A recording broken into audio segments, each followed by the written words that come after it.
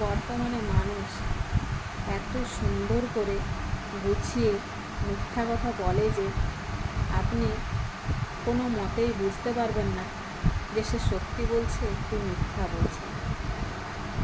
এমনভাবে আপনার চোখে চোখ রেখে হাসি মুখে আপনাকে আশ্বাস দেবে যে আপনি বুঝতেই পারবেন না যে সে মিথ্যা বলছে কি সত্যি বলছে।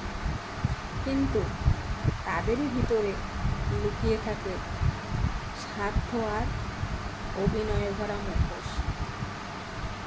আজকাল যেন ভালোবাসাটাও সন্দেহে ভরে গেছে। কে আসল আর কে অভিনয় করছে কোনোটাই বোঝা যায় না। তাই কাউকে বিশ্বাস করার আগে, যে আপনি কাউকে বিশ্বাস করবেন ভাবছেন, তাকে বিশ্বাস করার আগে একবার নয় 100 বার ভাবুন যে সেই ব্যক্তিটিকে বিশ্বাস করাটা কি আপনার উচিত হবে। ভেবে চিন্তে বিশ্বাস করুন।